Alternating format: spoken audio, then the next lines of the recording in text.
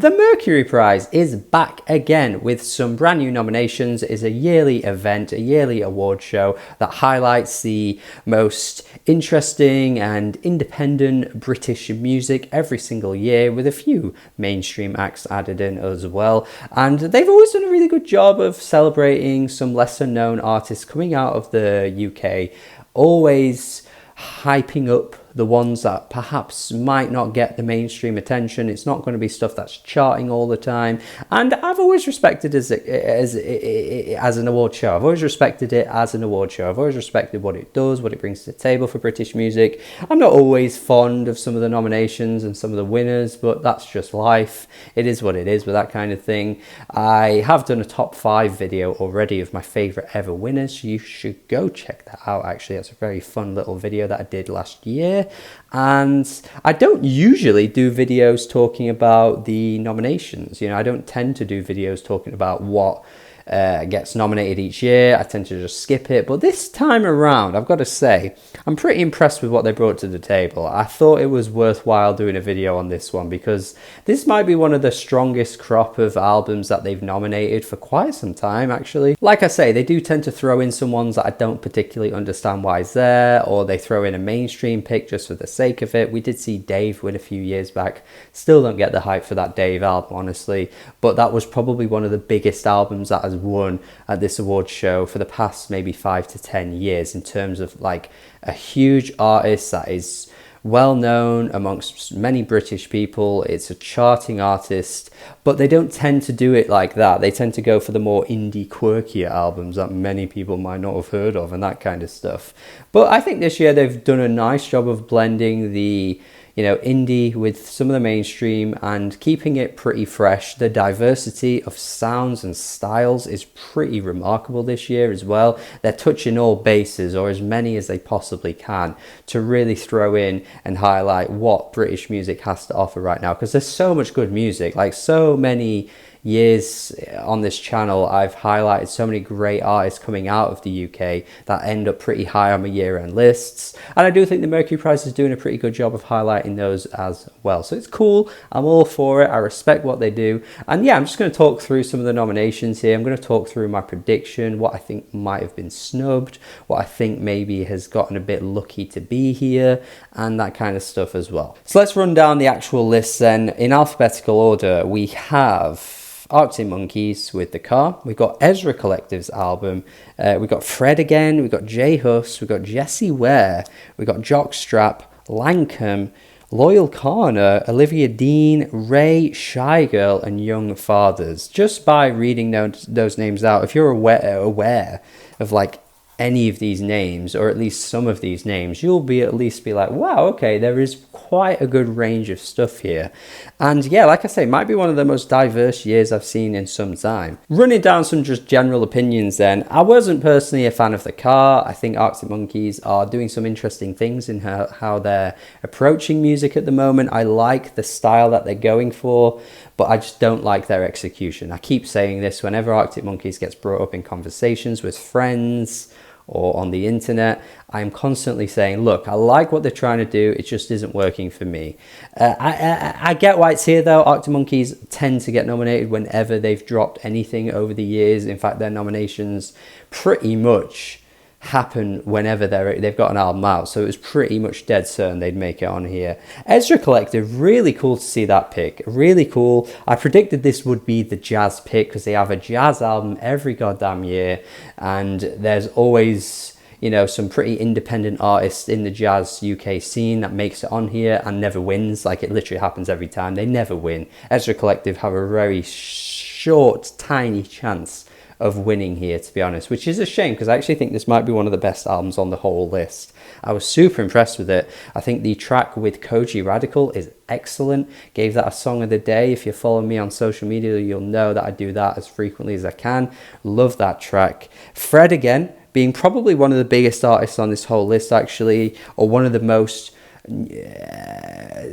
blow up artists of the past year. Like, this has been a huge year for Fred again, and cool to see this because actually it was a really good album. I still think the Boiler Room set might be better than the album itself, but Fred again as an artist is doing some cool stuff right now, and it's great to see them highlight some house, techno, electronic type music, because it's quite scarce on these lists. Like, there's been some great albums over the past few years that I've talked about on this channel in this style of music, and the Mercury Prize just don't even act like it exists. So it's very cool to see this. I think the hype that he's got probably has helped him along the way here, because I don't think really many other artists would make it on this list in the style of music that he does. J Hus, have been a fan of J Hus for quite some time, still haven't gotten around to this new album, so I can't say much here, although based on what I've seen, fans of his are saying this is a bit disappointing, so interesting to see what that one sounds like.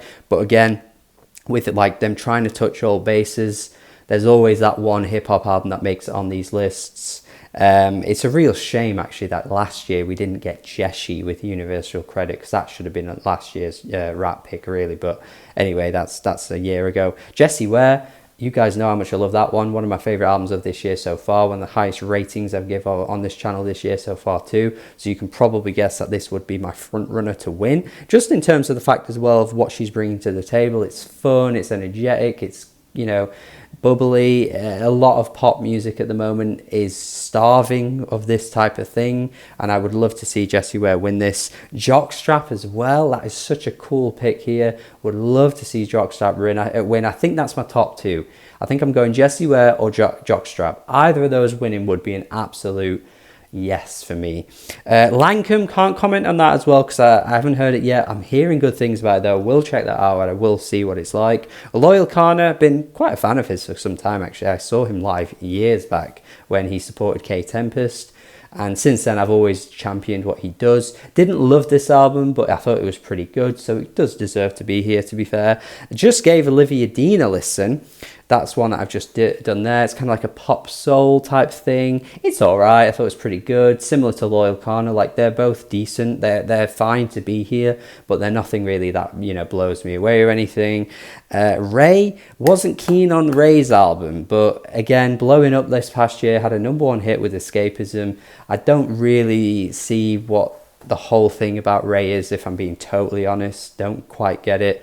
I think there's some really interesting tracks on this album in terms of what she's trying to go for with the themes and stuff, but her execution I think needs a lot of tightening up. I think this is probably one of the weakest picks of the whole thing for me, to be honest. Really like that Shy Girl is here. It's such a diverse, bizarre pick for them to go with this. Might be them responding to some criticism actually, because we have 2 albums this year that are more in the electronic, weird lane. In fact, even Jockstrap fit that as well. So maybe they're finally starting to open their ears up to this type of stuff, because that's been one of the criticisms that they've had thrown at them for quite some time. And Shy Girl making it on here does seem like very much them kind of going, you know what, it's about time we gave this type of stuff a bit of attention. It's just such a shame. I thought this album was pretty weak. Like I really liked her EP, Shy Girl's EP from 2020, was it, or 2021? One of my favorite EPs of that year.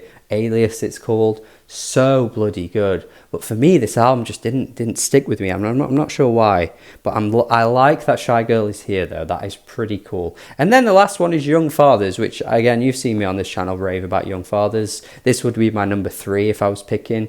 So my top 3 is Jessie Ware, Jockstrap and Young Fathers in that order. I'd love to see any of those 3 win, because I think that would be great. So yeah, I mean, only a couple there that I mentioned that were pretty weak, aside from the ones I haven't heard yet, which is only really, what was it, Lankum and J Hus. So, you know, out of the many here, it's a very strong list. I personally would have taken out Arctic Monkeys though. I don't think that album's good enough to be here. I'm personally not the biggest fan of Ray, but I can actually understand why Ray makes it here, really, because the year she's had and the type of lyrics that she brings to the table as well. So yeah, really strong list. Impressed with what they've done here. They're touching all bases. Pretty much like 80% of what's here is like good, at least decent and good. So I think they've really nailed it, and impressed that they've gone with these picks. They really have done a good job. In terms of like a prediction though, this is where it gets tricky for me, because there's a few contenders here, and there's a few that make sense, and then there's a few that I don't really agree with, but I could see them doing it as well. The main one really being for me is Ray. I think Ray could do this, you know. The more I think about it, the more I think Ray could do it. I really think that kind of the themes of the album and things, and what she's singing about and rapping about, and the combination of styles coming together, I just think there is something about that does scream as a Mercury Prize winner. Because with all these great albums here, it would just be the one that I wasn't keen on that will win. I wasn't keen on Arctic Monkeys either. I don't think that's winning though. I don't think they're giving that to Arctic Monkeys really. They could give it J Hus, but I'd have to hear the album to maybe see what it's delivering, because obviously if it's not really giving us something we haven't heard before in the UK rap game, you know, obviously Skepta's won it and Dave's won it over the past 5 to 10 years. Could J Hus really win it? Possibly, I guess. But yeah, Jockstrap could be an outside shout, I think, just in terms of what it's bringing to the table, in terms of the styles and things. I think Loyal Kana would be a good winner for them. He's a really great guy as well. I could definitely see them giving it to somebody like Loyal Kana. Young Fathers have won it already. Would they win it again? I think probably not, because I don't think they're quite as prestigious enough to win it twice, really. Like, you think of an artist like Arctic Monkeys who would win it multiple times because they're that big. I don't know if Young Fathers are quite at that level to win it multiple times. But even though I have already just said I don't think Arctic Monkeys win this, really. The more I think about it, the more I think Ray. I think Jessie Ware would be a great winner, but are they going to give it to that? I don't know. Jessie Ware is a great pick, but I think Ray is my prediction, I've already mentioned what I want to see win though. Jessie would be my pick, and Jockstrap and Young Fathers, they're my top three for sure. Honestly, Fred again and Ezra Collective though, I'd be fine with those. Like, there's quite a few here that I'd go, yeah, I'm okay with that. And then of course there's a few that I've not heard. But yeah, in terms of snubs though, I've got to get onto that, because I think we could have probably had a few really good albums make their way into this actually. Was speaking to a friend, Dan, and he was saying that live albums don't tend to get nominated. So that might be why Black Country New Road didn't make it, but for me that is a total snub. If they don't allow live albums, fair enough, but if they do allow them and they've just totally glossed over it, that to me is massive. That's a massive snub. I think that is a huge miss from them. I think that's one of the best albums of this year. It's a beautiful album. I think the live recordings sound great. I think the fact that it is a live album and they're just doing stuff that we hadn't heard them do before anyway, like they aren't live renditions of old songs, it's just a totally new album. For me, that makes it even better, because I think that might have given it more of a chance to win this actually. But yeah, maybe they have rules on that. I think the Gabriel's album that came out pretty recently maybe missed off the cut-off point. I don't know when the cut-off point is for this award show. But Gabriel's, I think, would have been a cool pick, a really good soul artist there. I think that might have been a cooler soul pick than the Olivia Dean album, even though there's nothing wrong with the Olivia Dean album. It's pretty good. I thought Shame's album this year was good. I don't think they've really looked at Shame before and given them much of attention. But I think Shame could have been on here, to be honest. The 1975 is an interesting one, because I'm not out here, celebrating their music in ways that other people love them. I only gave their album like a 6 or a 6.5 out of 10. But there's some really good tracks on it, and I think actually it's their best album to date. So I wouldn't have minded seeing the 1975 make it on there, because there's some great songs on there. And like I say, the best album they put out so far for me, that one. Wouldn't have minded seeing them here, but Matty Healy doesn't do himself any favours. Is that why he's not been thought of? Because of that, what he's doing in terms of the things he says, he just comes across really poorly so often. Like, there's so much at this point that he says that's just like, man, what are you talking about? Why are you saying this? So maybe it's hit a point where they're just like, nah, you know what, we're not into this, we're not feeling this. That would be okay. I mean, that might be why they've done that. And my last pick, Courting. think Courting have been a bit harshly done to here, even across the board by critics and music fans. They're getting really underrated and overlooked. So probably not too surprising that Courting didn't make this, but they would be in my shortlist if I was doing the last year. The last 12 months of British music, I've got to include Black Country New Road and Courting for sure. They drop some great stuff. But even with that said, overall a good diverse array of artists and albums here, some cool picks here. Even though I'm not the biggest fan of Shy Girl, for example, the Shy Girl album, I am a fan of Shy Girl as an artist, so that is really cool to see Shy Girl make it here.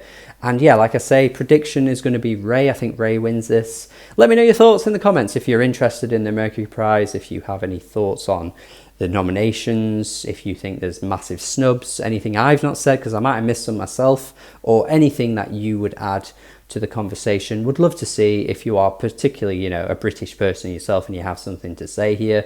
Definitely let me know. If you're not British and you're interested, please let me know as well. Have a good day, subscribe if you haven't already, and goodbye.